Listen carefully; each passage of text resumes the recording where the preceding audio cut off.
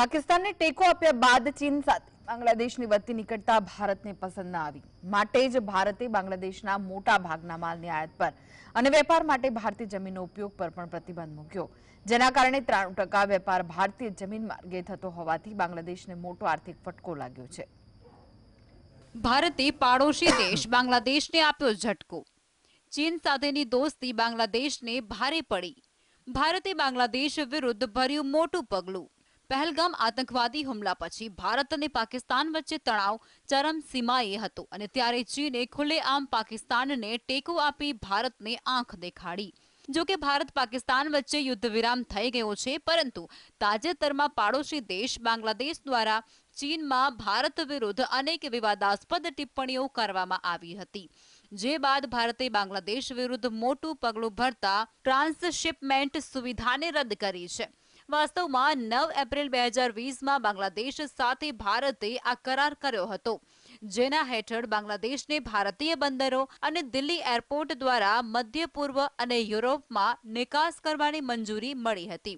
પરંતુ ડ્રેગન સાથે બાંગ્લાદેશની આ મિત્રતા તેના પર ખરાબ અસર કરી રહી હોય તેવું લાગી રહ્યું છે। શનિવાર 17 મેના રોજ બાંગ્લાદેશથી આયાત થતી અનેક ચીજો પર અને ભારતીય બંદરોના ઉપયોગ પર પ્રતિબંધ મૂકવામાં આવ્યો હતો, જેમાં તૈયાર વસ્ત્રો અને પ્રોસેસ્ડ ફૂડ ઉત્પાદનોનો સમાવેશ થાય છે।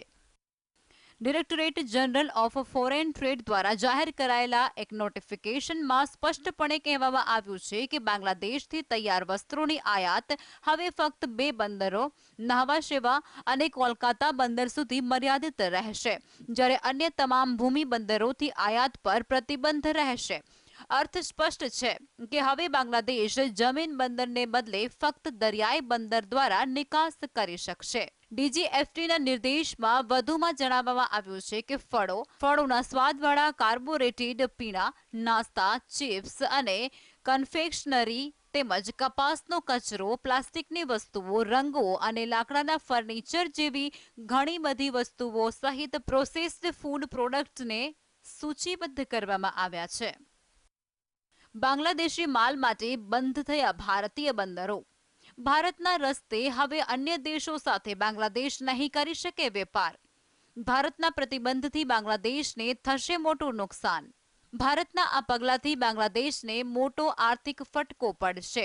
તેનો અંદાજ એ વાત પરથી લગાવી શકાય છે કે અત્યાર સુધી બાંગ્લાદેશ અને ભારત વચ્ચે લગભગ 93% વેપાર જમીન બંદરો દ્વારા થતો હતો, પરંતુ ભારતના નવા પગલાથી બાંગ્લાદેશી ઉત્પાદનનો ફક્ત કોલકાતા અથવા તો મહારાષ્ટ્રના ન્હાવા શેવા બંદર દ્વારા જ આવી શકશે અને તેની સીધી અસર બાંગ્લાદેશી નિકાસના ખર્ચમાં વધારા તરીકે જોવા મળશે।